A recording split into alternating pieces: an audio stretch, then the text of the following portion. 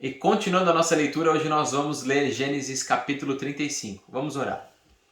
Deus, te agradecemos pelo teu cuidado, pelo teu carinho para conosco, te agradecemos pela tua presença, te agradecemos pelo teu Santo Espírito em nós que nos ajuda a caminhar, nos lembra da tua palavra e nos lembra das tuas promessas. Nesse momento pedimos inteligência, sabedoria, capacidade para entendermos a sua palavra e para estarmos cada vez mais perto da tua vontade. Em nome de Jesus, amém. Gênesis capítulo 35, versículo 1. Deus disse a Jacó: suba a Betel, estabeleça-se lá e faça um altar ao Deus que lhe apareceu quando você fugia do seu irmão Esaú. Disse, pois, Jacó aos de sua casa e a todos os que estavam com ele: livrem-se dos deuses estrangeiros que estão entre vocês, purifiquem-se e troquem de roupa. Venham, vamos subir a Betel, onde farei um altar ao Deus que me ouviu no dia da minha angústia e que tem estado comigo por onde tenho andado. Então entregaram a Jacó todos os deuses estrangeiros que possuíam e os brincos que usavam nas orelhas, e Jacó os enterrou ao pé da grande árvore próxima a Siquém. Duas coisas me chamam a atenção nesse texto. Primeiro é que um temor muito grande entrou no coração de Jacó e ele entendeu que existiam algumas coisas ali na sua casa que não condiziam com a sua fé e com a sua confiança em Deus. E a segunda coisa que me chama a atenção é quando que essas coisas entraram na casa dele. Aqueles ídolos que Raquel trouxe, eu lembro quando que entraram. Agora, as outras coisas, outros ídolos do lar aí, brincos, a gente não sabe quando que entrou.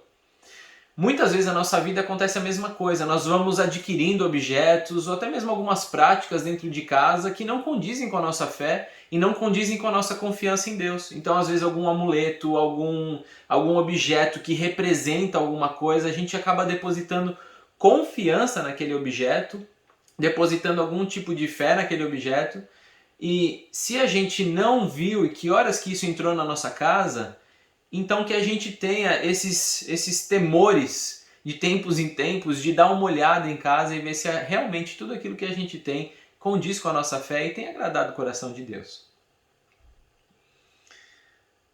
Quando eles partiram, o terror de Deus caiu de tal maneira sobre as cidades ao redor que ninguém ousou perseguir os filhos de Jacó. Por que perseguiriam os filhos de Jacó? Então lembra que Siquém, seu pai, Amor também, todo o povo que estava envolvido lá naquela cidade, por causa da violência de Siquém contra Diná, os filhos de Jacó passam a espada lá no pessoal, no povo, e aí Jacó fala assim: o que vocês fizeram? Agora os povos podem se unir e podem vir contra a gente. Então, de alguma forma, Deus protegeu Jacó e seus filhos de que os outros povos pudessem se unir e atacá-los. Jacó e todos os que com ele estavam chegaram à Luz, que é Betel, na terra de Canaã. Nesse lugar construiu um altar e lhe deu o nome de El Betel, porque ali Deus havia se revelado a ele, quando fugia do seu irmão. Débora, ama de Rebeca, morreu e foi sepultada perto de Betel, ao pé do carvalho, que por isso foi chamado Alon Bacute. Depois que Jacó retornou de Padã Arã, Deus lhe apareceu de novo e o abençoou, dizendo: seu nome é Jacó, mas você não será chamado Jacó. Seu nome será Israel. Assim lhe deu o nome de Israel. Então, se a gente lembrar, quando Jacó estava no Vale de Jaboque, sozinho, lutou com aquele homem, ele recebe essa promessa dizendo: agora você não vai se chamar mais Jacó, o enganador, agora você vai ter o nome Israel. Então nós vemos aqui a lembrança da promessa e também essa promessa sendo cumprida. E Deus ainda lhe disse: eu sou o Deus Todo-Poderoso, seja prolífero e multiplique-se. De você procederão uma nação e uma comunidade de nações, e reis estarão entre os seus descendentes. A terra que dei a Abraão e a Isaque dou a você, e também aos seus futuros descendentes darei essa terra. A seguir, Deus elevou-se do lugar onde estivera falando com Jacó. Jacó levantou uma coluna de pedra no lugar em que Deus lhe falara, e derramou sobre ela uma oferta de bebidas e a ungiu com óleo. Jacó deu o nome de Betel ao lugar onde Deus tinha falado com ele.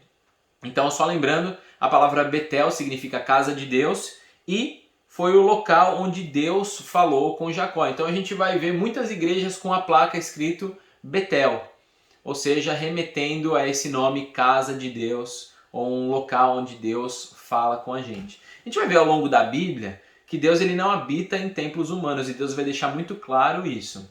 E no Novo Testamento a gente vai ver que Deus estabelece sua igreja, e a sua igreja somos nós, somos as pessoas. Então, só para deixar bem claro, a igreja de Deus não é um templo, ele não habita em templos feitos por mãos humanas. Mas a igreja que nós chamamos hoje, os templos, é o local onde a igreja, nós nos reunimos para estarmos em comunhão. Eles partiram de Betel e quando ainda estavam a certa distância de Efrata, Raquel começou a dar à luz com grande dificuldade. Enquanto sofria muito tentando dar à luz, a parteira lhe disse: "Não tenha medo, pois você ainda terá outro menino." Então, só para a gente lembrar essa questão de você ainda terá outro menino, se a gente se lembrar lá em Gênesis capítulo 30, lá no versículo 24, vai dizer que Raquel ela queria ter outro filho. Ela tem José e fala assim, que Deus me abençoe ainda com outro filho. Então Deus está cumprindo o pedido que Raquel tinha feito a Deus. Já a ponto de sair-lhe a vida, quando estava morrendo, deu ao filho o nome de Benoni. Esse Benoni significa filho da minha aflição, mas o pai deu-lhe o nome de Benjamim, que significa filho da minha direita. Assim morreu Raquel e foi sepultada junto ao caminho de Efrata, que é Belém.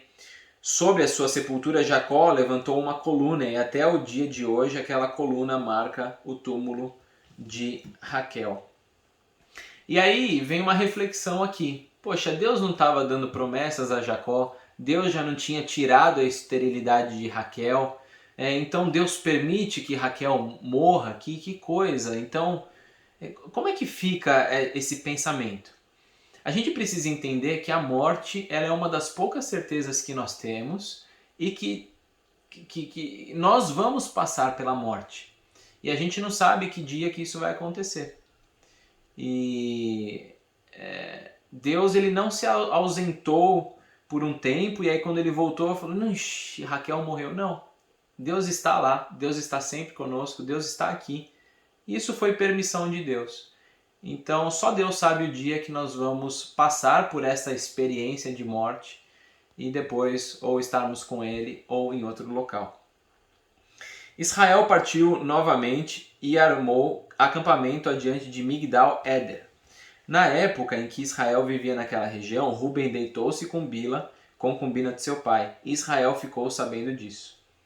Jacó teve 12 filhos. Esses foram seus filhos com Lia: Ruben, o filho mais velho de Jacó, Simeão, Levi, Judá, Issacar e Zebulon. Esses foram seus filhos com Raquel, José e Benjamim. Esses foram seus filhos com Bila, serva de Raquel, Dan e Naftali. E estes foram os filhos com Zilpa, serva de Lia, Gade e Asser. Foram esses os filhos de Jacó, nascidos em Padã Arã. Depois Jacó foi visitar seu pai Isaque em Manre, perto de Kiriat-Arba, que é Hebron, onde Abraão e Isaque tinham morado. Isaque viveu 180 anos. Morreu em idade bem avançada e foi reunido aos seus antepassados. E seus filhos Esaú e Jacó o sepultaram. E a reflexão que eu gostaria de trazer hoje é sobre esse aspecto de Jacó ter tirado os ídolos e aqueles objetos da casa dele. A exclusividade que o relacionamento com Deus requer da gente. O relacionamento de Deus para conosco exige de nós uma exclusividade de adoração e de confiança. Porque se eu tenho um objeto que eu falo assim, esse objeto vai me ajudar a cuidar de mim, ou vai me livrar de passar por algumas situações, eu estou tirando de Deus a minha confiança e estou colocando nesse objeto. Esse objeto passa a ser agora o meu ídolo, passa a ser alguma coisa que eu deposito a minha fé nele. E quando Deus ele chama as pessoas para andar junto com ele, fala, olha, confie somente em mim, eu vou cuidar de você, eu vou te dirigir, eu vou estar contigo. Então, esse relacionamento de Deus com a gente, da gente com Deus, esse relacionamento que a gente tem com Ele, requer da gente exclusividade. E se hoje existe alguma coisa que está posta entre a gente e Deus, essas coisas têm que ser retiradas. Não importa se a sua fé é uma fé grande ou uma fé pequena, ela tem que ser colocada no local certo e aí sim ela vai frutificar e florescer. Ainda que a sua fé seja pequena, se for colocada no lugar certo, se for colocada em Deus, aí ela vai frutificar e vai se desenvolver. Vamos orar?